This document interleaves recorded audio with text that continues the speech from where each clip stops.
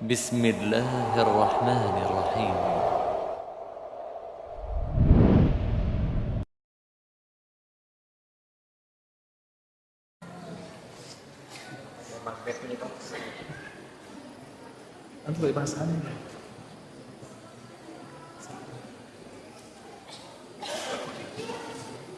Assalamualaikum warahmatullahi wabarakatuh.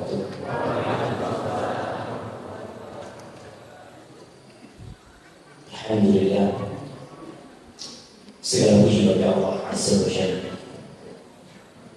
Alhamdulillah ala kulli hal. Segala puji bagi Allah Jalla Jalla dalam semua kondisi. Rasulullah SAW dalam perjalanan hidupnya, beliau mengalami masa-masa sulit. Bahkan beliau pernah diusir dari kampung halaman. Beliau alaihissalam juga pernah meninggalkan Mekah menuju ke Taif, menyampaikan agama Allah di sana, tapi ternyata beliau dilempari sampai berdarah-darah Rasul sallallahu alaihi wasallam. Tapi tetap alhamdulillah ala kulli hal. Dalam kondisi suka, duka, dalam kondisi kita bersama, kita sendiri, tetap alhamdulillah. Allahumma sholli wa sallim ala abdika wa rasulika Sayyidina wa maulana Muhammadin wa ala alihi wa ashabihi. Ya Allah, semoga salawat dan salam, berkah dan nikmat senantiasa berlimpah hamba kasih untuk baginda Nabi kita Muhammad alaihi salatu wassalam, yang semoga suatu saat kita bisa meminum dari telaga Rasul sallallahu alaihi wasallam. Dan semoga salat itu bersambung untuk keluarga beliau, untuk istri-istri beliau, untuk putra-putri beliau, dan untuk seluruh sahabat Nabi. Semoga Allah meridhai kita bersama mereka. Amma ba'd, yang pertama mengucapkan jazakumullah khairan kepada semua yang ikut memakmurkan masjid ini, ikut membantu kaum muslimin, meninggalkan keluarganya. Kalau bicara relawannya, Masya Allah, nggak kebayang mereka meninggalkan keluarganya, mereka meninggalkan kesenangan mereka untuk hadir di tempat ini. Tapi itulah perjuangan menuju ke surga Allah Azza wa Jalla. Ada yang menjadi korban, ada yang menjadi relawan. Relawan pun sebenarnya korban. Kok bisa jemaah? Karena korban adanya bencana, dia akhirnya berkorban meninggalkan keluarganya, meninggalkan kesenangan hidupnya. Maka semoga semuanya mendapatkan balasan dari Allah Azza wa Jalla atas perjuangan dia. Ahibati fillah, ana tadi melewatin puncak yang kalau orang-orang Arab datang ke Indonesia ini biasanya mereka akan datang ke puncak dan mereka mengatakan Indonesia itu jannah, surga Indonesia. Mereka melihat yang hijau, mereka melihat ketenangan, kedamaian, mereka melihat udara yang sejuk, yang nikmat, yang tidak didapatkan di sana. Dan orang-orang Jakarta pun ternyata setiap pekan kemana mereka perginya? Ke puncak. Jadi jangan dipikir hanya orang Arab yang mau ke puncak. Belanda pun ketika menjajah Indonesia, kemana dia cari tempat? Puncak juga. Di mana-mana tempat Belanda itu menduduki sebuah kota umpamanya, mereka mesti punya puncak. Kayak Allah Azza wa Jalla menawarkan kepada kita surga. Lebih 100 kali bagaimana surga itu disebutkan di dalam Al-Quranul Karim.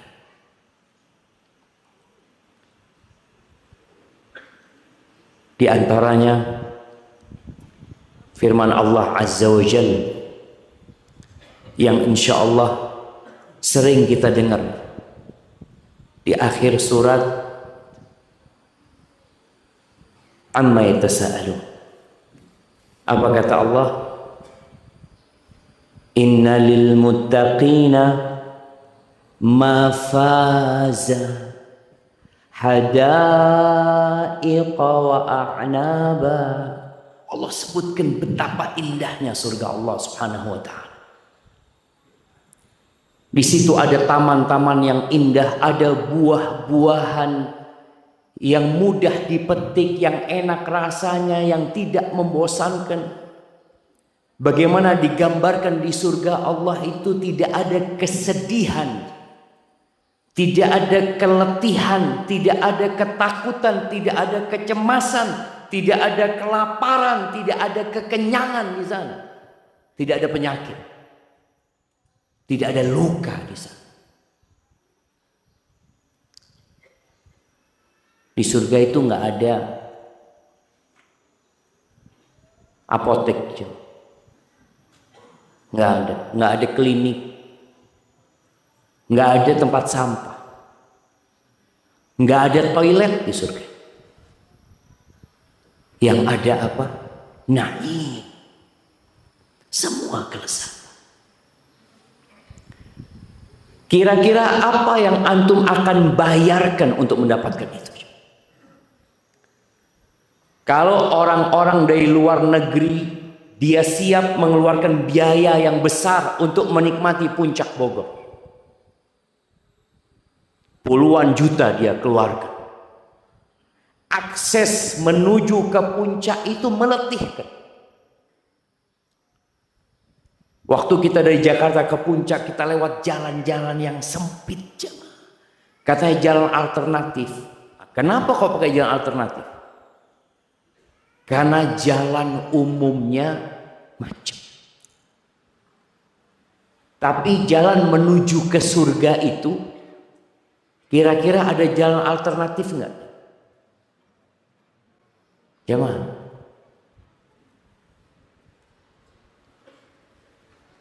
Satu jalan menuju ke surga. Dan jalan itu harus melewati neraka jahanam. Semua nabi itu nggak akan sampai surga kecuali melewati neraka jahanam. Dan ada sebuah istilah orang-orang Arab itu biasanya kalau menyebut jalan macet itu, bahasa mereka itu apa? Nah, jalan itu neraka, panas, macet. Dan bayangin ya, orang kalau sudah harus macet di jalan 5 jam, dia perlu ke toilet, dia perlu makan. Pernah beberapa tahun yang lalu itu ada jalan tol yang disebut jalur neraka. Ada yang ingat? Mana? Backseat apa? Hah? Iya. Brebes. Itu sempat disebut jalur neraka. Kalau di dunia saja untuk mendapatkan sesuatu yang enak, kita harus melewati jalan yang terjal. Kita harus capek, kita harus lelah. Apalagi surga. Nikmatnya orang dari Jakarta ke puncak itu berapa lama? Berapa hari mereka nikmatnya? Kalau mereka berangkat Jumat, pulang Ahad, nikmatnya berapa hari? Mungkin cuma Sabtu doang, jemaah. Mereka mau berangkat sudah, tapi subhanallah ya. Anak kadang-kala berpikir, kok nggak ada yang bosan ke puncak? Kok nggak ada hari weekend puncak itu sepi gitu kan? Tiap pekan seperti itu. Dan ketika mereka pulang, mereka juga harus merasakan kelelahan itu. Tapi mereka lakukan. Oleh karena itu Allah Azza wa Jalla menyebutkan di surat Al-balad. Allah mengatakan falaqtahamal aqabah. Manusia itu benar-benar harus melewatin aqabah. Apa itu aqabah? Kalau kita melihat para mufassirin ketika menyebutkan aqabah itu tariqun wa'ir, jalan yang terjal,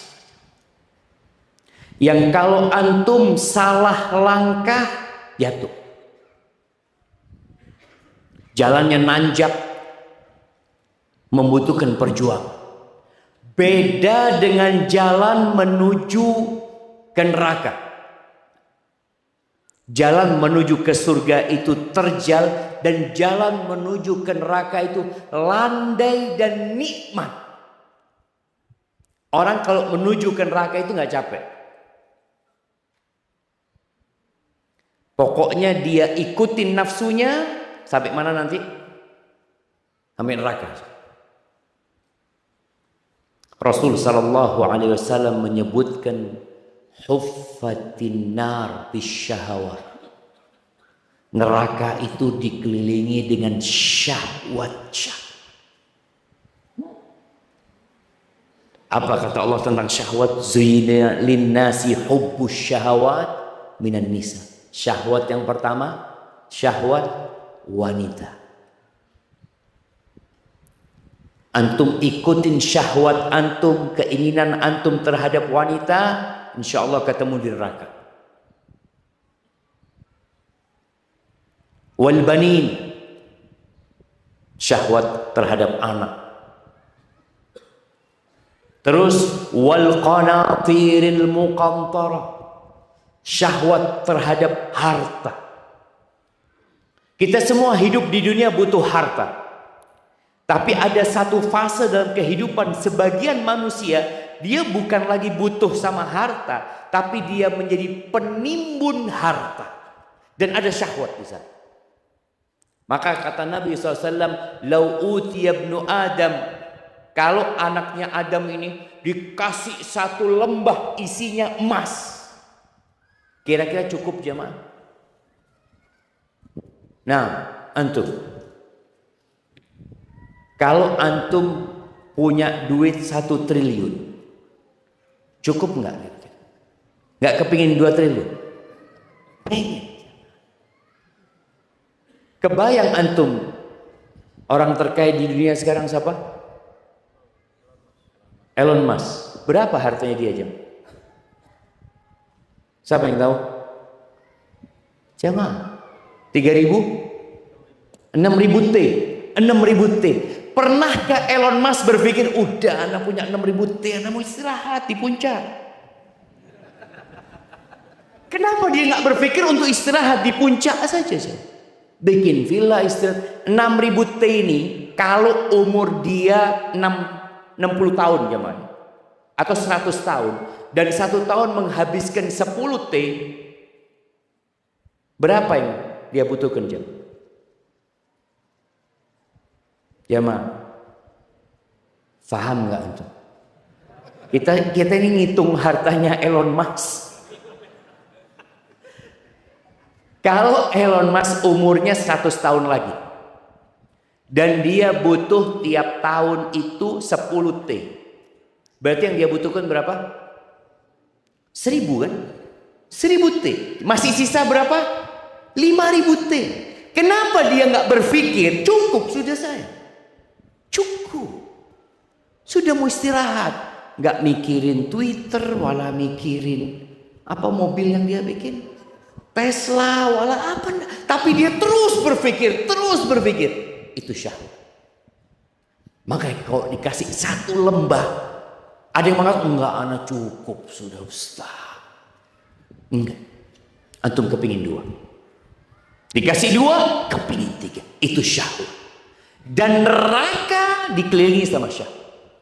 Minal qanatiril muqantarat, apa saja harta yang bertumpuk-tumpuk, sawah, pertanian, perkebunan. Ada anak ketemu sama orang kaya, jemaah.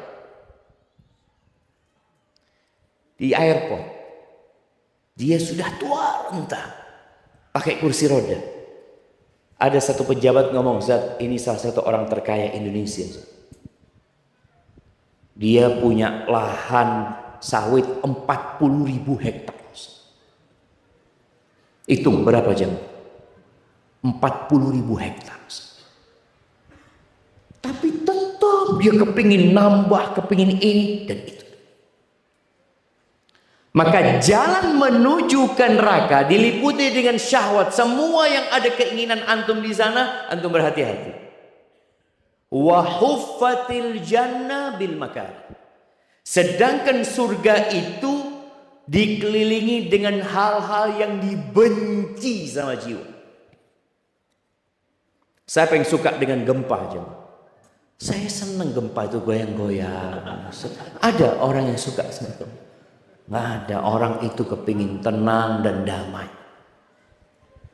Sedangkan menuju ke surga nggak bisa dengan kedamaian, kelezatan. Karena dia sudah dikelilingi dengan hal-hal yang dibenci oleh jiwa. Dan ini yang kita bahas tentang jalan terjal menuju ke surga Allah. Allah sebutkan berkaitan dengan Aqabah ini, jalan terjal tadi. Wa ma adraka mal aqabah. Tahu engkau jalan terjal itu apa? Apa yang harus dilakukan kita kalau menuju ke surga Allah Azza wa Jalla? Maka ternyata kita harus berperang dengan syahwat kita. Kata Allah Azza wa Jalla, fakku raqabah. Kalau engkau mau masuk surga, engkau harus mengeluarkan harta. Orang itu cinta sama uang jemaah. Fakku raqabah, bebaskan budak. Bantu orang-orang yang tertawan umpamanya. Orang-orang yang tidak bisa membebaskan dirinya. Ada orang-orang yang terlilit hutang sehingga dia pun harus dipenjara. Bebaskan mereka. Butuh uang. Gimana sekarang antum capek cari uang, capek cari harta, tahu-tahu disuruh bagikan kepada orang lain. Ini butuh perjuangan dengan jiwa antum. Rasul sallallahu alaihi wasallam mengatakan, la yajtami'u imanun wa syuhun fi jawfil 'abd. Iman itu nggak akan bergabung dengan sifat kikir di dalam hati seorang hamba, nggak mungkin. Di mana ada iman, kikir akan pergi. Di mana ada kikir, iman itu akan melemah. Orang kalau sudah bakhil, kecintaan kepada harta itu bahaya. Maka disuruh kita untuk mengeluarkan harta. Setiap Allah menyebutkan tentang orang-orang beriman itu, Allah sebutkan dua biasanya. Mereka yuqimunas shalah wa yu'tunaz zakat. Mereka adalah orang-orang yang mendirikan salat dan mereka orang-orang yang membayarkan zakat. Allah di sini tidak berbicara tentang yang berurusan dengan Allah, salat, tapi berbicara tentang bagaimana manusia bersikap kepada manusia lain. Makanya orang Islam itu adalah orang yang paling baik, jemaah. Dan Nabi SAW ketika ditanya siapa orang yang terbaik, apakah orang yang terbaik yang paling banyak sholatnya, yang paling banyak puasanya, kata Nabi alaihi salatu wassalam, khairun nas au ahabbun nas ilallah anfa'uhum linnas. Orang yang paling dicintai Allah, orang yang terbaik adalah orang yang paling bermanfaat buat orang lain. Makanya kalau kita lihat kenapa relawan siap meninggalkan negerinya, meninggalkan kampungnya, tolong dijaga tuh niatnya untuk memberikan manfaat kepada orang lain. Anfa'uhum linnas. Dan itu terjadi dengan para sahabat Nabi.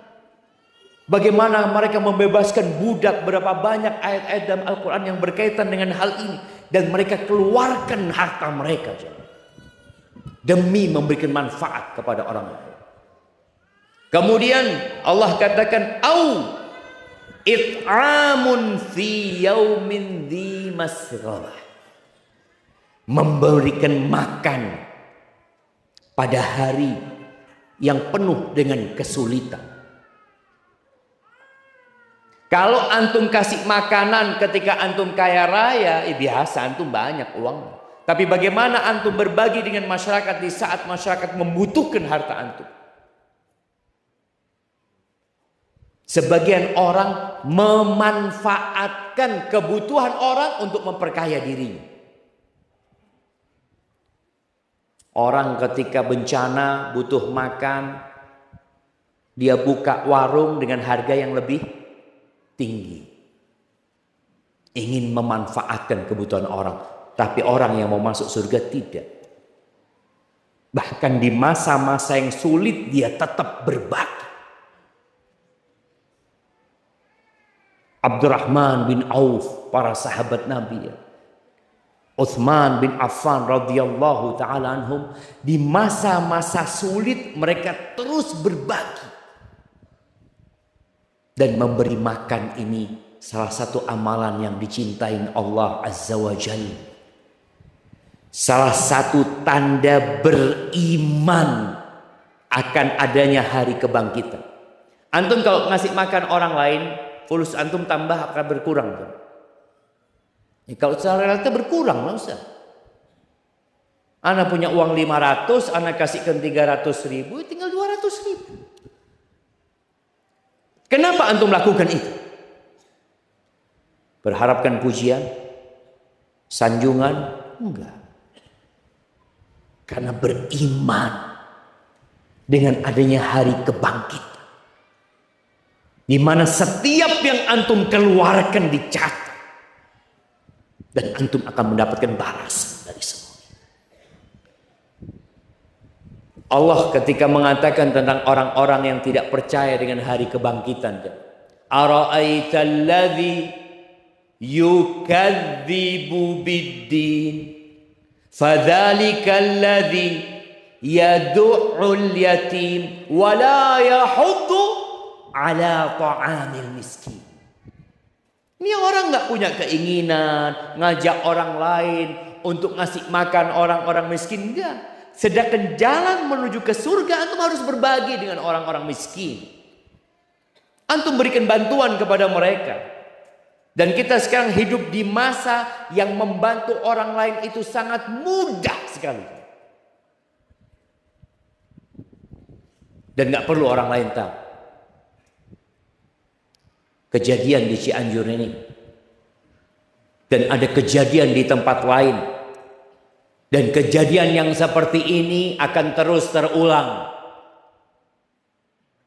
Karena Allah menjanjikan akan memberikan ujian itu. Ketika terjadi bencana seperti ini, ujian bukan yang terkena bencana, ujian buat yang punya harta. Dua-duanya diuji. Engkau melihat tuh kondisi saudaramu. Mereka kelaparan. Engkau punya kelebihan harta. Engkau tidur di atas ranjang yang nyaman. Engkau makan di meja makan dengan menu yang beragam. Apa yang kau lakukan terhadap saudaramu? Ingat, mau masuk surga, falaqtahamal aqabah. Berikan, berbagi dengan mereka. Rasulullah sallallahu alaihi wasallam ketika beliau masuk ke kota Madinah, hijrah. Apa yang pertama beliau katakan kepada para sahabat? Dan harapan anak, nasihat Rasul SAW kita praktekkan. Di sini, di kampung ini, di masyarakat kita, dan buat anak-anak kita. Yang pertama beliau katakan kepada mereka, afsyus salam. Tebarkan salam. Di Cianjur ini biasanya orang kalau lewat itu ngomong apa? Hah? Punten. Punten, iya betul. Punten, nggak ada nuwun sewu. Nah, iya, punten, permisi. Ingat pesan Nabi SAW. Afsyus salam, tebarkan salam. Dan ini ada kaitannya dengan jalan terjal menuju ke surga. Nabi SAW mengatakan, la tadkhulul jannah hatta tu'min. Kalian nggak bakal masuk surga sampai kalian beriman. Itu syarat mutlak masuk surga, beriman. Nggak akan. Wala tu'minu hatta tahabu. Kalian tidak akan mencapai tingkatan iman sampai kalian saling mencintai. Kita yang duduk di sini jamaah, apakah antum cinta dengan yang di sebelah antum? Antum cinta sama yang di sebelah antum? Kenal sama dia? Coba. Kenal nggak? Nggak kenal, gimana mau cinta antum? Tak kenal maka tak sayang. Bayangkan kita nih jamaah, di masjid yang sama, mendengarkan kajian yang sama, duduk bersama, nggak kenal. Kalau sudah nggak kenal, tak kenal, maka tak sayang. Gimana akan tumbuh itu cinta? Maka Nabi SAW mengatakan, kalian nggak akan saling. Kalian tidak akan masuk surga sampai beriman, dan kalian tidak akan dikatakan beriman sampai kalian saling mencinta. Afala adullukum ala syai'in idza fa'altumu tahabbtum. Kalian mau nggak aku kasih amalan yang kalau kalian lakukan kalian akan saling mencintai, yakni kalian akan masuk surga? Apa? Afsyus salam bainakum. Tebarkan salam di antara kalian. Nah, antum kenal sama yang di kanan antum? Enggak kan? Astagfirullah. Ya Allah, sekarang semuanya kenalan baru anda lanjutkan. Betul, emak-emak juga sama seperti itu. Emak-emak lebih parah kadang-kadang jamaah. Iya, emak-emak itu kalau yang cadaran semua bikin grup sendiri. Nanti kalau ngelihat yang masih pakai lipstick, ini kayaknya salah tempat. Tolong kenalan sekarang. Antum udah kenal sama yang di sini? Sudah. Antum udah kenal sama yang di sana? Ini kenal antum sama dia? Sama yang di situ? Belum, kenalan antum. Tapi jemaah, antum bener loh, anda nggak akan lanjutkan sampai antum kenal.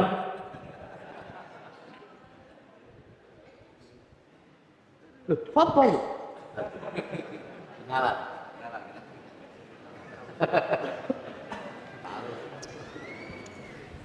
Anda akan tunjuk kalau masih belum kenal, anda nggak akan lanjutkan. Nah, anda mau cek, ya antum yang pakai topi putih. Nah, kenal sama yang di kiri antum? Sama yang di belakang antum? Enggak kan? Nah, kenalan antum dulu. Tanya dari mana, bukan cuma namanya, dari mana. Tahu dari mana dia? Dari mana? Dari mana masih tanya lagi antum? Baik jemaah, kembali kepada wasiat Nabi SAW. Yang pertama beliau katakan afsyus salam. Yang kedua apa?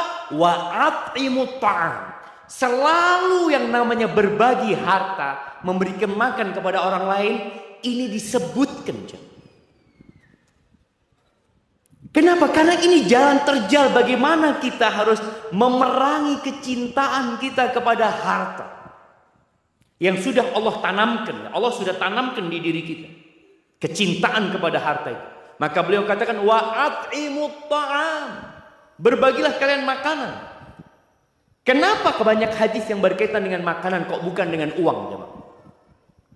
Karena kebutuhan di masa itu kepada makanan itu sangat besar sekali, lebih urgen kadang-kala daripada kebutuhan kepada uang.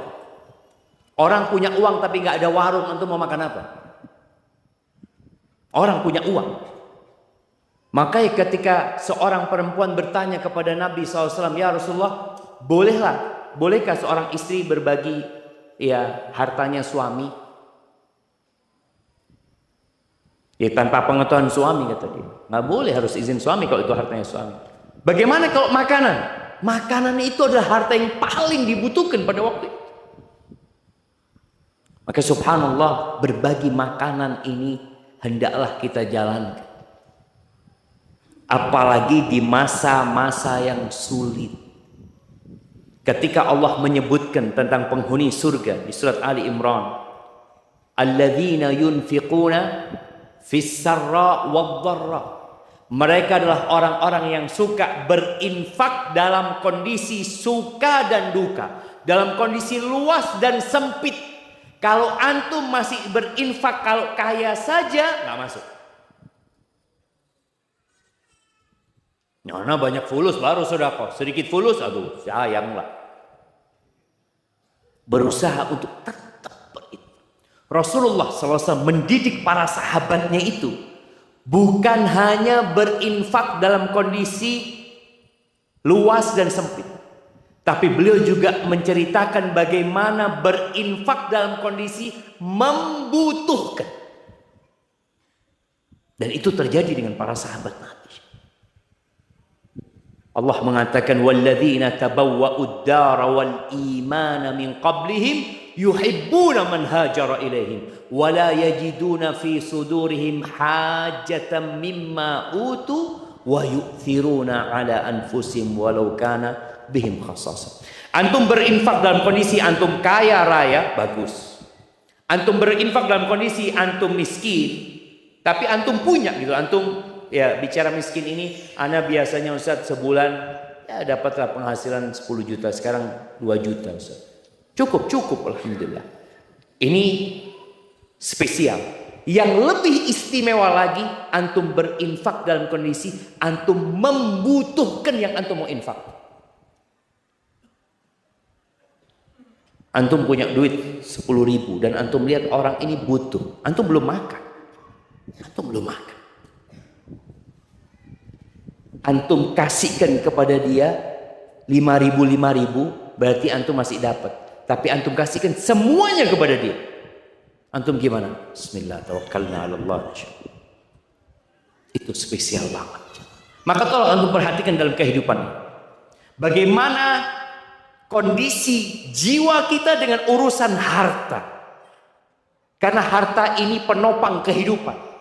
Saudara-saudara kita di Cianjur rumahnya hancur, tidak akan berdiri kecuali dengan harta. Orang-orang yang mau menikah harus punya harta. Orang-orang yang mau sekolah harus punya harta. Orang-orang yang mau menikah harus punya harta. Ini kebutuhan. Tapi bagaimana antum bisa berbagi? Itu jalan terjal menuju ke surga Allah Azza wa Jalla. Kemudian Allah sebutkan yatiman dha maqrabah au miskinan dha matrabah. Antum berbagi harta, berbagi makanan itu kepada anak yatim. Ya, yatim yang ada hubungan kerabat. Penting jamaah kita peduli sama sepupu kita, keponakan kita yang yatim. Karena sebagian kita ngambil anak yatim dari orang jauh-jauh, kerabatnya sendiri tidak dipikirkan. Di sini ada perintah agar berbuat baik kepada kerabat. Dan kecintaan kepada harta itu terkadang membuat tali silaturahim putus. Berapa banyak paman dan keponakannya tidak bertegur sapa gara-gara warisan. Gara-gara uang peninggalan. Yang sejatinya kalau kita renungkan jamaah, warisan ini bisa diusahakan enggak? Bisa enggak orang usaha untuk dapat warisan? Umpamanya ada tetangga mati, orang kaya raya. Saya mau daftar jadi anaknya. Bisa antum? Enggak bisa. Warisan itu uang nemu. Tapi terkadang membuat tali silaturahim putus. Maka Allah katakan wa tuhibbunal mala hubban jamma. Kalian itu cinta kepada harta, cinta mati. Dan Allah juga sebutkan wa ta'kuluna turatha aklan lamma wa tuhibbunal mala hubban jamma. Kalian makan warisan dengan sembrono. Enggak kenal halal haram. Apa penyebabnya? Cinta kepada harta. Maka ternyata di sini Allah sebutkan bagaimana kita peduli sama kerabat kita yang yatim. Kenapa banyak anak yatim dipelihara orang lain? Kenapa sampai harus ada panti asuhan khusus anak-anak yatim? Di masa sahabat hampir tidak ada panti asuhan. Kenapa? Karena yang merawat anak-anak yatim itu kerabat mereka. Hampir di setiap keluarga itu biasanya ada yang berhasil. Ada yang sukses. Ya nggak semuanya sukses. Maka yang sukses, yang berhasil ini peduli sama yang tidak sukses. Maka Allah sebutkan ketika bicara anak yatim, yatiman dza maqrabah. Yatim yang punya hubungan kerabat. Bukan keumuman orang yatim. Oke, kita disuruh berbuat baik kepada semua anak yatim. Tapi yang ada hubungan kerabat, lebih lagi kita diperintahkan berbuat baik kepada mereka. Maka tolong dicari tahu. Bikin grup keluarga. Satu kakek, satu nenek. Ketika nanti ada masalah dengan salah satu anggota keluarga, bagaimana yang membantu bukan orang lain, tapi keluarga sendiri yang membantu mereka. Yang dikasih juga au miskinan dza matrabah, tadi orang miskin yang sudah benar-benar kesulitan. Apalagi ketika ada bencana seperti di Cianjur ini, rumahnya habis, dapurnya nggak ada. Maka tolong peduli kepada mereka. Kemudian kata Allah, "Tsumma kana minal ladzina amanu." Ini syarat pertamanya sebenarnya. Tapi Allah sebutkan di akhir demi mengingatkan kepada pentingnya kriteria-kriteria tadi yang disebutkan. Karena kalau ada orang tidak beriman berbuat baik kepada orang lain, jadi pahala apa enggak? Ada orang kafir bikin panti asuhan buat anak-anak yatim. Dia berbuat baik kepada mereka. Kira-kira masuk surga enggak? Enggak bakalan. Kenapa? Karena dia cari dunia memang. Sedangkan syarat untuk masuk surga harus beriman. Orang-orang yang tidak beriman gak bakalan masuk surga. Allah mengharamkan surga atas orang-orang kafir. Wa may yusyrik billahi faqad harramallahu alaihil jannah. Innahu man yusyrik billahi faqad harramallahu alaihil jannah. Sesungguhnya siapa saja yang melakukan kesyirikan, Allah mengharamkan masuk surga. Sebagian orang ada yang mengatakan, yang penting kan jadi orang baik Ustaz. Yang penting tidak mengganggu orang lain. Yang penting kita sosial, kita menolong orang lain, berbagi sama orang lain. Iya, itu penting. Tapi Allah sebutkan, "Tsumma kana minal ladzina amanu." Ini syarat wajib, dia harus beriman. Pernah Aisyah radhiyallahu taala anha bertanya, "Ya Rasulullah, Ibn Jud'an, ini salah satu tokoh di Quraisy yang sangat dermawan." Ibnu Jud'an ini karena dermawannya jemaah, bukan hanya ngasih makanan kepada orang miskin, tapi dia berbagi makanan kepada binatang buas. Dia berangkat ke padang pasir, dia potong onta 10 ekor, dibiarkan. Sampai seperti itu baiknya dia. Nanti datang singa, datang apa, datang burung makan di sana, serigala. Dia ngasih makan itu sampai jam. Dari baiknya dia. Aisyah tanya, kira-kira ya Rasulullah bermanfaat nggak buat dia itu? Karena dia tidak beriman, tidak pernah mengatakan, "Ya Allah ampuni aku di hari dibangkitkannya manusia." Enggak, dia nggak beriman. Maka syarat mutlak untuk masuk surga iman. Tsumma kana minal ladzina amanu wa tawasaw bis sabr. Mereka beriman dan mereka bersabar. Saling menguatkan untuk sabar menghadapi semua cobaan hidup. Sabar itu ada 3 jamaah. Saya yang menyebutkan sabar itu ada 3. Nah, sabar itu ada 3 macam. Yang pertama, sabar melaksanakan perintah Allah. Antum datang kajian ini perlu sabar enggak? Duduk di sini perlu sabar enggak? Perlu. Maka sebagian orang enggak sabar kemudian tidur. Itu enggak sabar. Maka ingat, tidur itu ada yang nikmat, ada tidur yang dari setan. Tidur yang dari Allah itu tidur ketika perang. Ketika perang untuk bisa tidur, seperti para sahabat Nabi sallallahu alaihi wasallam yang tidur pada waktu perang Badar, perang Uhud, itu dari Allah. Tapi tidur yang dari setan itu salah satunya tidur ketika kajian. Makanya butuh sabar loh jamaah. Antum duduk kajian butuh sabar. Apalagi kalau sudah senden jamaah ya. Masya Allah. Baik, itu sabar yang pertama. Sabar melaksanakan perintah Allah. Sabar sholat, sabar berpuasa, sabar baca Quran, sabar berzikir. Tadi, sabar berinfak. Bahkan Ali bin Abi Thalib mengatakan manzilatus sabri minal iman. Kedudukan sabar dalam pohon keimanan ini seperti kepala buat badan. Orang yang gak sabar sudah gak akan hidup.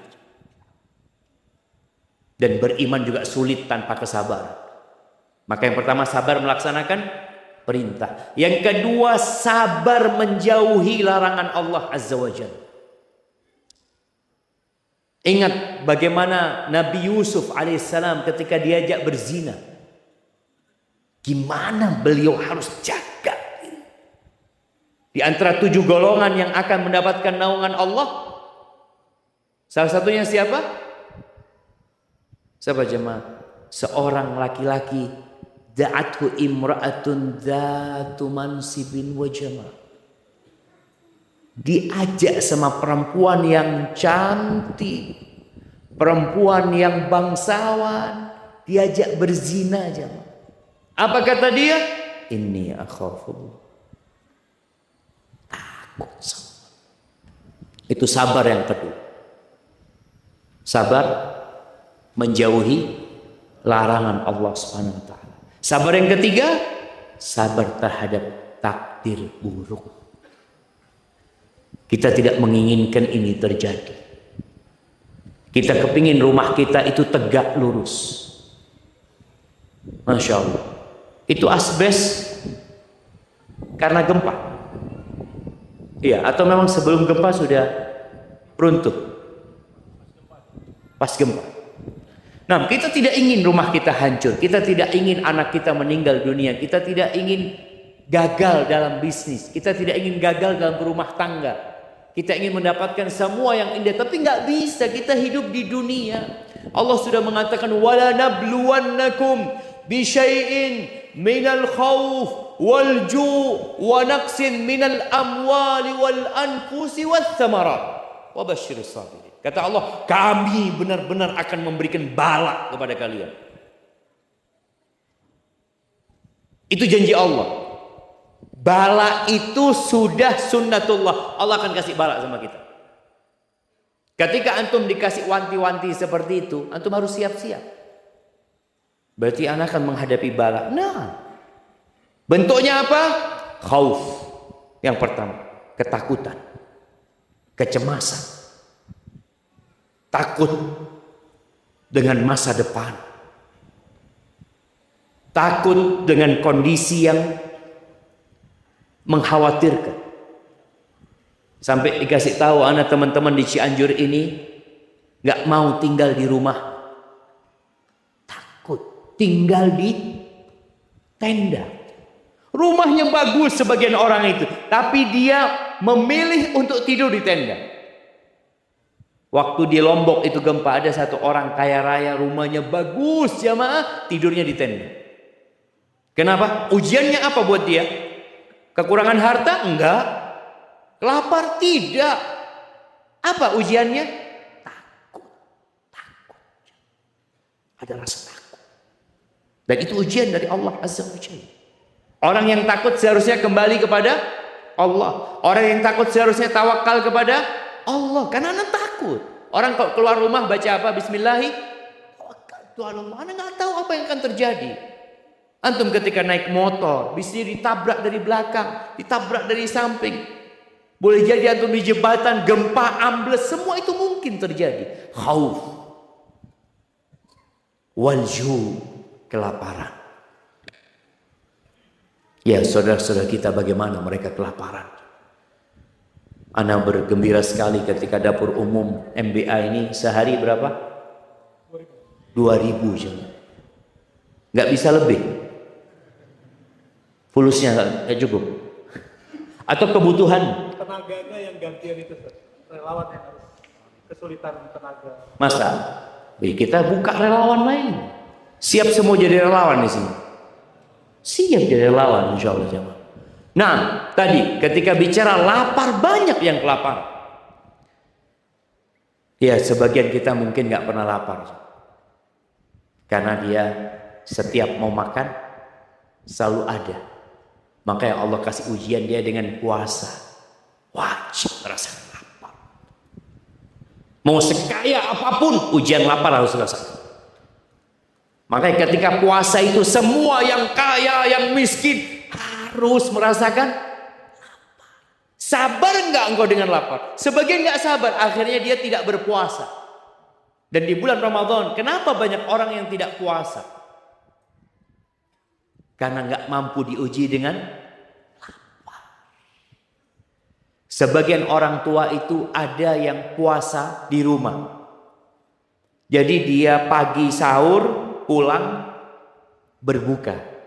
Tapi di kantornya nggak puasa. Karena dia diuji dengan hal itu kadang-kadang nggak mampu jangan. Harus sabar. Makanya dikatakan puasa itu separuh dari kesabaran. Orang itu karena dia harus menahan dirinya, menahan syahwatnya lagi dari makan. Kemudian wanaksin minal amwal. Allah benar-benar akan menguji dengan kekurangan harta. Kekurangan jiwa orang-orang yang dia cintai. Anaknya mati, orang tuanya mati. Wathamarat, buah-buahan berkurang. Gagal panen. Berapa sering kita melihat petani gagal panen. Itu ujian, bala yang Allah katakan. Lalu apa kata Allah? Wabasyiris sabirin. Berikan kabar gembira kepada orang-orang yang sabar. Jalan menuju ke surga itu terjal, maka antum harus sabar. Kudu sabar. Siapa orang-orang yang sabar? Alladzina idza asabathum musibah qalu inna lillah. Mereka adalah orang-orang apabila terkena musibah mereka mengatakan inna lillah. Kami itu milik Allah. Ngelihat rumahnya hancur, ngelihat keluarganya meninggal dunia, yang dia ucapkan inna lillah, kami milik Allah. Dia tidak mengatakan itu milik Allah, anakku milik Allah, rumahku milik Allah, hartaku milik Allah. Enggak. Apa yang dia katakan? Kami, aku ini miliknya Allah. Kedua kakiku milik Allah. Kedua tanganku milik Allah. Kedua mataku milik Allah. Jiwaku milik Allah Azza wa Jalla. Enggak semua orang mampu mengatakan inna lillah. Terkadang sebagian orang baru mengatakan inna lillah itu kalau sudah diingatkan. Mas sabar ya. Sudah ketentuan Allah. Baru sabar. Padahal kesabaran yang menjadi keindahan dari jiwa seseorang itu ketika musibah pertama menimpa dia. Dan sebagian orang itu kalau dikasih tahu, dia itu bantah. Nabi SAW pernah berjalan melewatin seorang perempuan yang menangis di atas kuburan anaknya. Maka Nabi SAW mengatakan kepada perempuan ini, isbiri wahtasibi, sabar ya, dan berharaplah pahala. Apa kata perempuan ini? Ilaika anni fa innaka lam tusab bi musibati. Sana-sana engkau, enggak usah ngurusin aku. Engkau mengatakan itu karena engkau tidak terkena musibah seperti aku. Perempuan ini nggak tahu kalau yang ngomong Rasulullah SAW. Ya sudah, ditinggal sama Nabi SAW. Para sahabat ngomong, yang ngomong tadi itu Rasulullah SAW. Kaget perempuan jamaah. Langsung dikejar Nabi SAW ke rumah. Perempuan ini mengatakan, ya Rasulullah, aku nggak tahu kalau tadi engkau. Nabi hanya mengatakan kepada dia, innamas sabru 'inda sadmatil ula. Sabar yang sebenarnya itu adalah tatkala hempasan pertama. Ketika awal terkena musibah, apa yang antum katakan? Sebagian orang bukan sabar, tapi udah biasa. Orang yang kehilangan anaknya, ada yang bersabar, ada yang biasa. Dia baru setahun, baru merasa biasa udah kehilangan. Tapi sabar itu pada awal terkena musibah. Apa yang antum ucapkan? Bagaimana perbuatan antum ketika itu? Inna lillahi wa inna ilaihi raji'un. Kita bakal kembali kepada Allah Azza wa Jalla. Antum lihat dataran yang ada di Cianjur ini yang begitu indahnya. Antum lihat rumah-rumah yang bagus dan mewah, mobil-mobil yang mewah, semuanya akan hancur lebur. Semuanya akan menjadi debu yang berterbangan, menjadi tanah yang tandus. Puncak ini akan hilang jamaah dari dunia ini. Akan menjadi rata dengan tanah. Maka keimanan kepada Allah dan hari akhir itu yang menyebabkan orang jadi sabar menghadapi apa saja. Karena dia tahu kalau antum terkena musibah, musibah itu tidak selamanya. Antum lihat orang yang terkena penyakit kanker jamaah, sampai kapan dia kena kanker? Sampai mati mungkin. Setelah itu selesai. Maka thumma kana minal ladzina amanu wa tawasaw bis sabri wa tawasaw bil marhamah. Mereka saling mewasiatin orang lain untuk bersabar, dan mereka saling mewasiatin orang lain untuk saling mengasihi. Di sini kita duduk untuk saling berbagi kasih sayang. Maka tolong dijaga adab-adab, etika-etika, syariat-syariat, aturan-aturan Allah ini agar kita masuk surga. Berat jamaah. Orang yang masuk surga itu pemaaf. Sebagian kita nggak suka memaafkan orang lain. Sebagian kita menyimpan dendam sama orang lain. Sebagian kita jangan bicara berkasih sayang sama orang lain, yang ada hasut, iri, dengki sama orang lain. Lu bagaimana engkau akan mengasihi sedangkan penghuni surga itu saling mengasihi? Maka Nabi SAW pernah mengatakan kepada para sahabatnya, wallahi mal faqr akhsha alaikum. Demi Allah, aku tidak takut kalian ditimpa kefakiran. Enggak. Wa inna ma akhsha an tubsata alaikumud dunya. Yang aku khawatirkan ketika dunia dibentangkan buat kalian. Apa yang akan terjadi? Fatanafasuha. Kalian akan bersaing kalian. Dan kalau sudah bersaing akan sikut-sikutan. Seperti orang-orang dulu bersaing. Fatuhlikakum kama ahlakat. Kemudian dunia ini akan menghancurkan kalian. Membinasakan kalian sebagaimana membinasakan orang-orang yang lain yang terdahulu. Watawasaw bil marham. Saling mewasiatin untuk saling mengasihi. Kawannya alhamdulillah usahanya lancar. Bagaimana perasaan kita? Lihat kawannya datang pakai motor baru. Kira-kira di dalam hati antum apa? Kayaknya kredit. Gak mungkin dia beli cash. Itu ada aja pikiran jamaah. Ini penyakit. Sedangkan kita disuruh marhamah, saling mencintai, saling mengasihi. Nabi SAW mengatakan, irhamu man fil ard yarhamkum man fis sama. Kalian kasihi yang di bumi ini, yang di langit akan mengasihi kalian. Antum butuh apapun dalam kehidupan ini, jangan berharap sama manusia. Dan jangan pernah menginginkan apa yang ada di tangan manusia. Supaya antum selamat dari penyakit hasad, iri dan dengki. Antum kepingin seperti dia, mintanya sama siapa? Allah Azza wa Jalla. Caranya antum berbuat baik sama manusia. Kasihi mereka. Di antara bentuk kasih sayang ini, antum mendoakan saudara antum. Bukan malah membicarakan saudara antum. Dia punya salah, antum kasih nasihat sebagai bentuk kasih sayang. Dia melakukan sebuah tindakan, antum doakan semoga Allah memberikan hidayah kepada dia ketika tindakan dia tidak benar. Wa tawasau bil marhamah ulaika ashabul maimanah. Mereka golongan kanan. Mereka adalah penghuni surga Allah Azza wa Jalla. Barakallahu fiik. Mungkin itu yang dapat Anda sampaikan. Yang jelas, untuk menuju ke surga Allah Azza wa Jalla, kita perlu berjuang. Di antara bentuk perjuangan itu adalah dengan memperbanyak doa memohon kepada Allah Azza wa Jalla.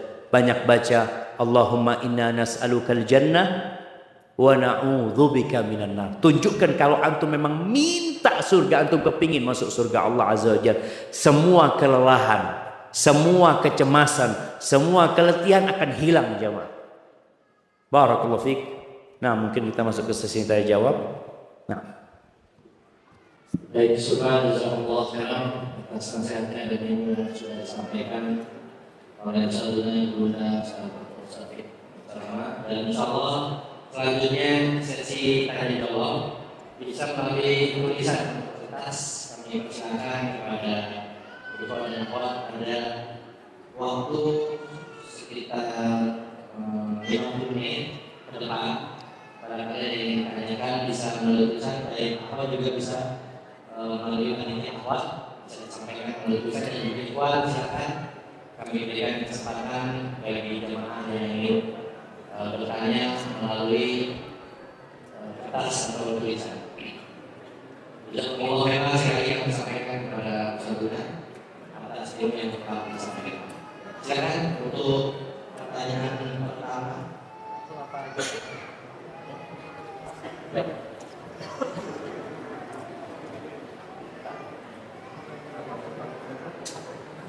Ya, untuk kemana atau apa tadi bisa di depan TV di sebelah kiri, nanti bisa disampaikan ke panitia yang ada di kiri depan. Dimulai dari depan, silakan. Kayaknya malu-malu. Ini ada langsung. Silakan. Atau tetap.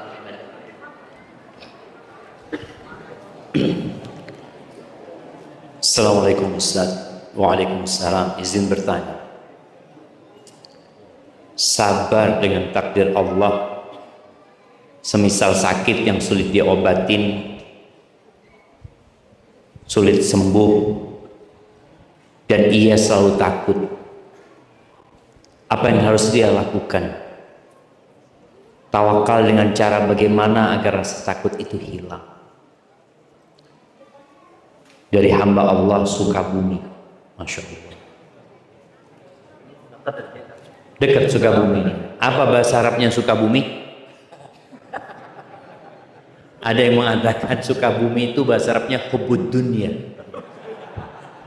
Suka bumi, kan cinta dunia maksudnya. Sukabumi main. Baik. Berkaitan dengan sakit yang sulit diobati. Ketahuilah di antara tanda cinta Allah kepada hambanya bukan malah dikasih kesehatan, bukan malah dilancarkan rizkinya, dimuluskan usahanya, diangkat jabatannya, enggak. Bahkan Nabi SAW mengatakan idza ahabballahu qauman ibtalah. Kalau Allah cinta kepada suatu kaum, Allah kasih bala sama mereka. Dikasih bala. Kenapa orang itu ketika dikasih bala, kemudian dia berangkat ke dokter, dokter nggak mampu, dikasih obat juga nggak sembuh, kemana dia akan pergi? Allah. Artinya ada orang memang yang dipaksa sama Allah untuk kembali kepada Allah Azza wa Jalla. Ada orang yang dibiarkan sama Allah, dikasih sehat sama Allah, dikasih harta sama Allah. Itu yang namanya istidraj. Sampai Nabi SAW mengatakan, "Idza ra'aitallaha yu'til 'abda 'ala ma'asihi ma yuhib." Kalau kau melihat Allah memberikan kepada satu hamba apa yang dia sukai dalam kondisi dia berbuat maksiat, jemaah. Fa'lam annahu istidraj. Ketahuilah itu istidraj. Artinya memang orang ini dilupakan sama Allah Azza wa Jalla. Dan dibuat lupa sama Allah Azza wa Jalla. Karena orang kalau sakit berangkat ke dokter, dokter mengatakan nggak mampu, kemana dia akan pergi? Apalagi dokter mengatakan nggak bisa, ini sudah nunggu mukjizat. Karena kalau ngomong seperti itu, yang ditunggu adalah kesembuhan dari Allah Azza wa Jalla. Maka nasihat ana, berbaik sangkalah sama Allah. Jangan suudzon. Ingat Nabi Ayub, beliau dikasih bala sama Allah yang berat sekali. Nabi, orang yang dicintai Allah Azza wa Jalla. Hartanya habis, padahal sebelumnya kaya raya. Anak-anaknya meninggal dunia, padahal mereka adalah belahan-belahan jiwanya Nabi Ayub alaihissalam. Ditambah lagi penyakit di badannya yang menjijikkan, yang menyebabkan manusia pergi meninggalkan beliau. Apa doa beliau? Wa ayyuba idh nada rabbahu anni massani ad-dur. Wa ayyub idh nada rabbahu anni massani ad-dur. Dan Nabi Ayub ketika beliau berdoa memohon kepada Allah, ya Allah, aku tertimpa penyakit, tertimpa bencana, bala, petaka. Anni massani ad-durru wa anta arhamur rahimin. Dan engkau adalah yang pengasih dari semua yang mengasihi. Itu harus ada di dalam hati kita. Allah lebih sayang sama kita daripada orang tua kita. Mungkin kalau orang tua itu kepingin anaknya gak sakit kan? Kepingin anaknya sembuh, kepingin anaknya sukses, kepingin anaknya dapat harta berlimpah ruah, kepingin semua kebaikan buat anaknya, kesenangan buat dia. Tapi ketika Allah kasih bala, ketahuilah Allah itu Arhamur Rahimin. Maka antum panggil Allah itu dengan nama-namanya yang indah. Panggil ya Arhamar Rahimin. Wahai yang maha pengasih dari semua yang mengasihi. Irhamni ya Allah. Kasihi aku ya Allah. Itu Nabi Ayub 18 tahun terkena penyakit itu jamaah. Doanya wa anta arhamur rahimin. Nggak berubah. Maka berbaik sangkalah kepada Allah, dan bisa jadi penyakit ini memang untuk mengangkat derajatmu, untuk menghapuskan dosa-dosamu. Bahkan boleh jadi ini termasuk berbaik sangka sama Allah. Nabi alaihi salatu wasallam mengatakan, idza sabaqat lil abdi manzilatun indallah. Kalau Allah sudah tetapkan kedudukan buat hamba di sisi Allah di surga itu, yang tidak bisa dicapai dengan amalnya, Allah kasih balak dia di harta dan di dirinya. Jadi kita tetap berbaik sangka sama Allah. Mudah-mudahan anak mau dikasih derajat yang tinggi sama Allah, kasih penyakit ini. Dan Nabi juga mengatakan alaihi salatu wassalam, wa ma yazalul bala'u bimri'in. Ada orang yang dikasih balak itu sampai mati. Ada orang dikasih penyakit itu sampai mati, dibawa mati penyakitnya itu. Dokter mengatakan enggak bisa, angkat tangan dong. Dibawa mati itu penyakitnya. Ternyata memang itu untuk menghapuskan dosa dia. Sampai Nabi mengatakan hatta yamshiya 'alal ardi wa laysa 'alaihi khatiyah. Ada orang yang dikasih bala di muka bumi ini sampai dia berjalan di muka bumi ini enggak punya dosa. Setiap berbuat dosa dibersihkan dengan bala itu. Berbuat dosa bersihkan lagi sama bala itu. Karena ada yang penyakitnya sampai mati di bawah. Maka berbaik sangka sama Allah Subhanahu wa taala. Adapun rasa takut kepada rasa takut ini, bagaimana mengobatinya? Ganti takutmu kepada sesuatu menjadi takut kepada Allah Azza wa Jalla. Karena innama yakhsyallaha min ibadihi al-ulama. Yang takut kepada Allah dari hamba-hambanya itu yang kenal sama Allah, yang punya ilmu tentang Allah Azza wa Jalla. Mudah-mudahan dengan cara seperti itu kemudian banyak baca la haula wala quwata illa billah, baca hasbunallah wa ni'mal wakil, terus sebut nama Allah. Semoga dengan seperti itu Allah berikan ketenangan di hati.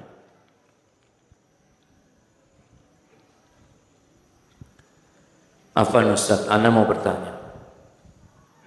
Yang ana tahu, harta anak laki-laki merupakan masih milik ibunya walaupun sudah menikah. Bagaimana jika ana menggunakan harta ana untuk berbagi kepada mertua ana, tapi ibu ana kurang ridho dengan alasan mertua ana bukan kewajiban ana. Dalam posisi mertua ana sudah tidak bisa bekerja.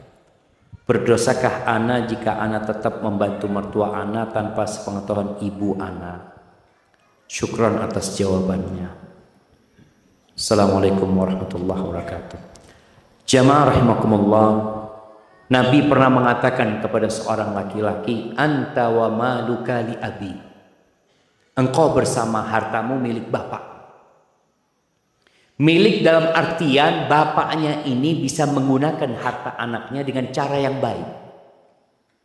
Selama tidak membahayakan anaknya. Bukan berarti anak kalau mau berbuat apa-apa harus izin sama bapaknya. Mamanya anak mau beli siomay. Pak, saya mau beli siomay, Pak ya. Enggak. Sama ibunya enggak. Jadi silahkan antum berbuat dengan harta antum, tapi tetap berbakti kepada orang tua. Ketika orang tua butuh, silahkan orang tua ambil harta antum. Kasus tadi yang disebutkan, ini kembali kepada falak tahamal aqabah. Orang itu harus menempuh jalan yang panjang. Anak ini kata ibunya apa? Kamu nggak kewajiban ngasih mertuamu. Betul. Apakah kewajiban kita memberi kepada kucing jamaah? Enggak kan? Tapi kita disuruh berbuat baik kepada semuanya. Mau mertua, mau tetangga, mau teman, bahkan kepada binatang pun kita disuruh berbuat baik. Oleh karena itu antum kalau ngasih mertua jangan orang tua tahu.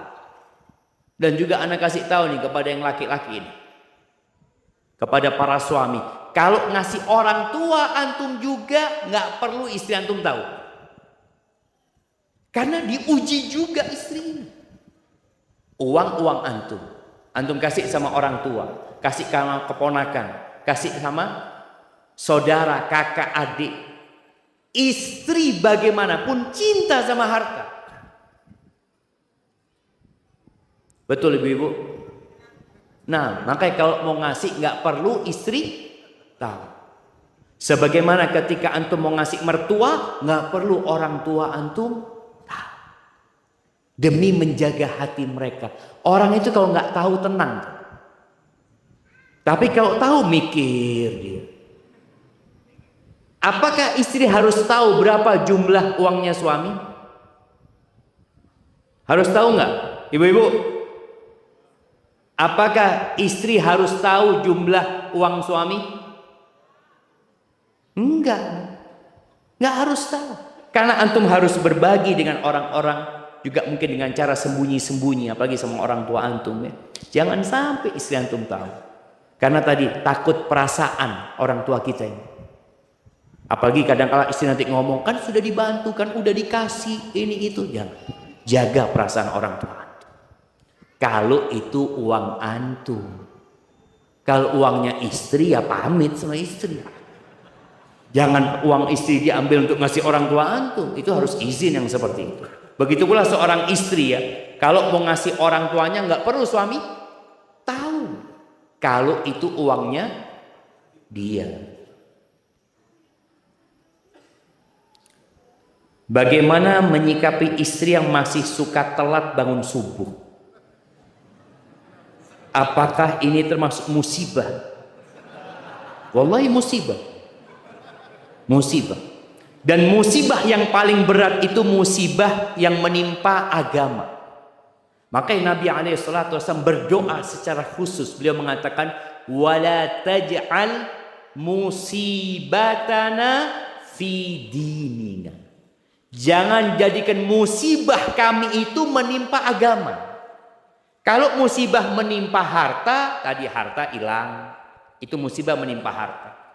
Rumah kita ambruk. Tapi kalau musibah menimpa agama, subuh telat, itu musibah. Orang yang ketinggalan sholat asar jemaah, itu seperti kehilangan keluarga dan hartanya. Gimana kalau ini telat subuh sampai matahari terbit? Maka tolong, kalau dia nggak telat sebenarnya, dia tetap sholat subuh tepat waktu, hanya tidak di awal waktu. Masih suka telat bangun subuh. Maka tolong dilihat, kalau dia telat sampai keluar waktunya, ini bahaya. Karena Allah sebutkan fawailun lil musallin. Salat dia tapi masuk neraka. Gara-gara alladzina hum an salatihim sahun. Dia yang penting salat ya. Maka itu musibah, antum katakan innalillahi wa inna ilaihi raji'un, lebih besar dari itu. Cuma tugas suami aja. Kok bisa istrinya suka telat? Boleh jadi istrinya ini tidurnya telat. Suaminya tidur, dia sedang pegang handphone. Makanya berapa banyak suami yang di malam hari itu melihat wajah istrinya bercahaya. Ya Allah, ini anak dapat istri bercahaya kayak gini, ternyata pegang handphone istrinya ini jemaah. Maka tolong antum katakan kepada istrimu, jam 9 handphonenya serahkan. Taruh. Sudah. Mau ini itu besok. Karena kita perlu tahu penyebab telat itu apa. Kalau ternyata penyebab telat itu memang begadang, atau yang kedua, penyebab telat ini Ustaz, karena dia di malam hari memang ngurusin anak-anak Ustaz. Dia telat tidurnya, antum bantuin dia. Soalnya banyak suami ketika anaknya nangis di malam hari, dia cuma goyang istrinya. Anaknya, dia tidur lagi tuh. Sang istri sibuk ngurusin anaknya. Perlu ada saling membantu. Kalau itu istri, ini suaminya. Izin bertanya Ustaz, bagaimana menghadapi suami nggak pernah sholat dan anak yang pacaran disuruh nikah nggak mau? Ini berat sekali nih jamaah. Ini berat sekali kalau ada seorang istri masih bertahan dengan suami yang nggak pernah sholat, nggak pernah sholat ya. Ada suami yang sering sholat, nggak selalu sholat, tapi sering sholat masih. Ini nggak pernah sholat. Kita tahu bagaimana para ulama ketika membahas tentang hukum meninggalkan sholat dengan sengaja. Sebagian di antara mereka berpendapat keluar dari Islam, diragukan ke Islam. Yang akhirnya dampaknya, nih anak disuruh pacaran, suruh nikah nggak mau. Karena boleh jadi karena pendidikan bapaknya. Maka nasihat anak, sang istri harus bikin keputusan. Apa keputusannya? Dia kalau mau lanjut sama suaminya, engkau harus kasih nasihat suami. Ditegaskan. Kalau suami dikasih nasihat nggak mau, engkau ajukan khulu, gugat cerai sama. Katakan kalau aku hidup sama orang yang nggak sholat gimana? Kalau azab Allah turun di rumahku ini, aku juga kena gitu. Karena engkau tidur bersampingan sama orang yang nggak pernah sholat. Dan boleh jadi banyak istri bertahan dengan suami yang sudah nggak sholat dan dia juga sudah berhenti menasehatin gara-gara dia merasa butuh sama suaminya. Maka ingat, engkau butuh sama Allah, engkau nggak butuh sama suami. Engkau butuh sama rahmat Allah, bukan sama suami. Sedangkan tadi kalau dikatakan anak yang berpacaran ya, yang kemudian dia disuruh nikah nggak mau, maka sampaikan kepada anak, kalau engkau nggak mau nikah, ya udah jangan pacaran. Kalau engkau mau pacaran, ya udah nikah. Pacarannya dilanjutkan setelah pernikahan. Jadi kasih nasihat anak, dikasih penjelasan, karena ada rasa takut jam. Di Indonesia ini sudah mulai ya, di kota-kota besar khususnya, anak itu menunda pernikahan. Tapi dia pacaran. Sampai ada yang pacaran 7 tahun jamaah ya. Ada satu kisah di Jawa Tengah. Itu yang punya rumah cerita, Ustaz, anak punya keponakan kalau nggak salah. Itu pacaran 4 tahun apa 6 tahun ya, sejak SMA sampai lulus kuliah dia pacaran. Kemudian dia menikah, 6 hari cerai. Bayangkan. Kenapa seperti itu? Karena kerjanya setan ini tersusun dengan rapi. Setan itu umurnya, iblis berapa tahun umurnya zaman? Ribuan tahun iblis. Dia mungkin juga punya sekolah penelitian ya, bagaimana menyesatkan manusia ini itu, belajar juga mereka. Maka ketika dua orang sejoli ini belum menikah, maka setan akan berusaha untuk melengketkan keduanya. Lengket, jangan pisah sebelum nikah. Terus dibisik-bisikin, ini pasangan hidupmu, engkau akan bahagia bersama dia, dia akan setia terus sampai berzina mereka, sampai hamil, naudzubillah. Itu sebelum menikah. Ketika sudah menikah, ganti tugasnya setan. Bagaimana dua orang ini pisah? Terus dibisik-bisikin, aduh ini nggak setia, nggak ini itu, banyak sekali. Maka yang diinginkan perceraian. Nah, sebagian orang itu nggak mau menikah karena takut nanti ada kewajiban, ada hak yang harus ditunaikan, akhirnya dia nggak mau nikah. Maka tolong dikasih pemahaman tentang pernikahan, tentang urusan rizki juga. Kadang-kadang sebagian mengatakan anak belum punya pekerjaan tetap ini dan itu. Nggak harus orang menikah punya pekerjaan tetap, tapi harus tetap bekerja. Loh, kalau mertua nggak mau Ustaz, ya sudah cari mertua yang lainnya yang mau sama antum. Betul, kita ini kadang kalau mereka mensyaratkan anak punya pekerjaan tetap, antum nggak punya pekerjaan tetap, maka cari orang tua yang mau menerima antum seperti itu. Barakallahu fikum. Saat anak sedang futur, anak merasa tidak bisa mengandalkan diri. Ucapan anak tidak bisa direm, menyakitin orang. Walaupun dalam bentuk nasihat. Apa ada tip untuk menasehati setelah futur? Atau menghindari berbicara pada orang lain dulu Ustaz? Jazakumullah khair. Subhanallah jemaah. Kita lihat nih, butuh kesabaran jemaah. Untuk tidak menyakitin orang lain itu butuh kesabaran. Apa yang harus dilakukan ketika orang futur tadi? Nabi SAW memang mengatakan, "Idza ghadiba ahadukum falyaskut." Apabila seorang marah, emosi, diem. Makanya kalau antum katakan, kalau anak ngomong nyakitin orang lain, antum diem. Solusinya menghindar dari orang lain. Nabi SAW beliau mengatakan dua kondisi manusia. Ada orang yang berbaur sama orang lain, ada orang yang menyendiri hidupnya. Beliau mengatakan SAW, alladzi yukhalitun nas wa yasbir ala adahum khairun min alladzi la yukhalitun nas wa la yasbir ala adahum. Seorang muslim yang hidup berbaur dengan masyarakat, salah satunya tadi memberikan nasihat kepada mereka dan sabar disakiti sama mereka, itu lebih baik daripada seorang muslim yang tidak berbaur dengan masyarakat dan tidak sabar disakiti sama mereka. Tapi kalau kondisi antum tadi memang sedang kondisi yang ya sedang futur, kalau ngomong nanti menyakitin orang lain, antum diem, menghindar. Perbaiki diri antum dulu. Perbanyak istighfar, perbanyak zikir, baca lagi kemuliaan-kemuliaan seorang yang menjaga lisannya.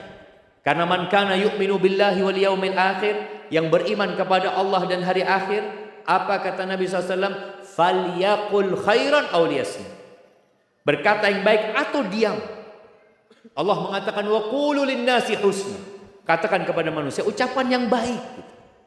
Maka salah satunya tadi antum diam. Kalau memang tidak bisa bicara yang baik, hendaklah berdiam. Barakallahu fikum. Afwan Ustaz, apakah ada amalan sabar seorang istri dalam menghadapi apa ini? Dalam menghadapi apa? Menghadapi temperamennya suami. Jamaah istri ini, Masya Allah, kalau bicara amalan istri ini, ada seorang istri mengatakan, Ustaz, anak sudah 17 tahun Ustaz hidup sama suami anak Ustaz. Nggak kuat anak sudah Ustaz. Anak heran. Anti 17 tahun kuat gitu. Kok terus sekarang nggak kuat? Berarti ada setan yang bergosip. Seharusnya orang yang 17 tahun sabar, dia sudah biasa menghadapi suaminya. Suaminya marah-marah, anak-anaknya kadang-kala anak ini mendinginkan orang tua.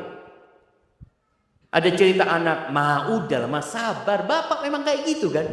Iya, tapi nggak berubah bapakmu dari dulu. Ya sudah, dari dulu kayak gini. Mama terima, kata dia. Sekarang, bismillah, sudah sabar. Boleh jadi bentar lagi bapak mati juga, selesai.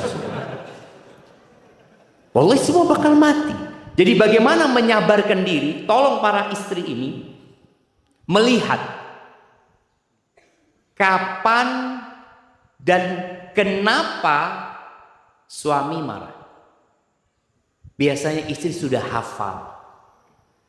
Aduh biasa loh Ustaz, ntar pulang kerja marah-marah karena dia punya urusan di kantor nggak selesai, kita yang dimarahin. Betul ibu-ibu? Ada seorang anak ngomong, anak punya abah Ustaz, masuk rumah bahasanya dia azan abah anak di rumah. Artinya azan teriak-teriak. Semua dimarahin, ini istri, pembantu, anak di rumah bingung. Ini ada apa? Oh ternyata mobilnya abah keserempet beca. Keserempet beca yang dimarahin siapa? Istri sama anak-anaknya. Makanya seorang istri yang udah tahu, oh biasa ada masalah, insya Allah dia akan menahan diri. Yang kedua, istri juga berharap pahala dari Allah. Dia menahan emosi, dia bersahabat, itu ada pahalanya. Bahkan kata Allah Azza wa Jal, innama yuwaffas sabiruna bighairi hisab. Orang-orang yang sabar itu dikasih pahala nggak ada hitungannya. Maka istri ketika suaminya marah, dia jangan ikut marah. Kalau bisa dia yang minta maaf sama suami. Padahal yang salah siapa? Suami. Itu ajaran Nabi SAW. Ketika beliau alaihissalatu wassalam mengatakan, ala adullukum binisaikum min ahlil jannah. Kalian mau nggak aku kasih tahu istri-istri kalian calon penghuni surga? Kayak apa modelnya sih? Ibu-ibu juga perlu bercermin. Kira-kira masuk nggak dalam kriteria ini? Kullu wadudin walud. Dia adalah seorang istri yang Masya Allah, yang subur, yang dia kepingin punya anak banyak. Nih syarat pertama. Karena sebagian perempuan itu nggak kepingin punya anak. Dia mengatakan, aduh capek, lelah ngurusin anak, nggak cukup 2 sudah. Ya kalau dia ngomong cukup 2, kemudian engkau kalau mau punya anak lagi, sana nikah lagi. Itu suami nggak apa-apa, bismillah sudah. Kalau engkau mau 2, cari yang lain. Tapi kadang-kadang istri enggak, dia nggak mau punya anak, dia tetap ingin yang 2 aja umpama seperti itu. Kriteria penghuni surga itu walud, suka punya anak. Wadud, dia adalah orang yang pengasih. Dia bukan orang yang hanya memikirkan kesenangan dia, tapi kesenangan orang lain dia berpikir. Senang sama anak-anaknya, senang sama suaminya. Idza usi'a ilaiha, kalau dia disakiti sama suaminya, au idza zalamat, atau dia yang menyakiti suaminya. Jadi posisi istri ini, imma dia disakiti sama suami, atau suami menyakiti dia. Apa yang dilakukan istri?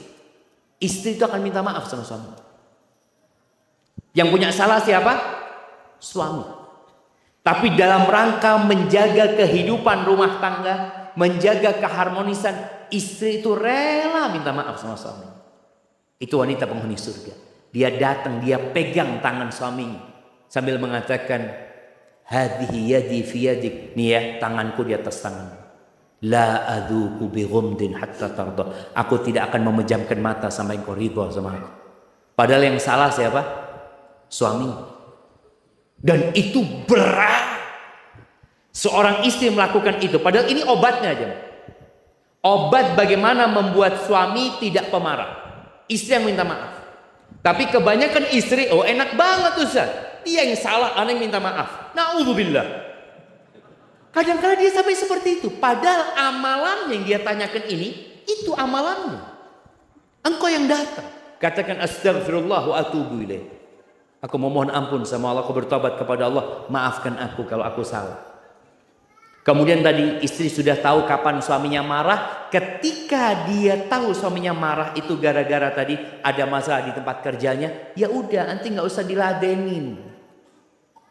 Suami ngomong kotor, aduh udah biasa Ustaz. Memang kalau sampai rumah kebun binatang nih, nggak usah diladenin. Kadang-kala istri juga ngeladenin. Dia keluar kebun binatang, dia keluar toilet. Ini ribut jemaah. Na'udzubillah min dzalik. Masya Allah jemaah. Ini ada pertanyaan terakhir. Ustaz, jika orang tua ingin anaknya berbakti kepadanya di kampung, tetapi anak ingin fokus menuntut ilmu agama di pondok pesantren di luar kota, apa yang sebaiknya dia lakukan Ustaz? Berbakti sama orang tua. Ada sahabat Nabi SAW yang datang dari Yaman jemaah. Dia ingin hijrah, dia ingin berjihad, ingin mendapatkan surga Allah Azza wa Jalla. Kata Nabi SAW, kau pulang, berbakti kepada orang tua.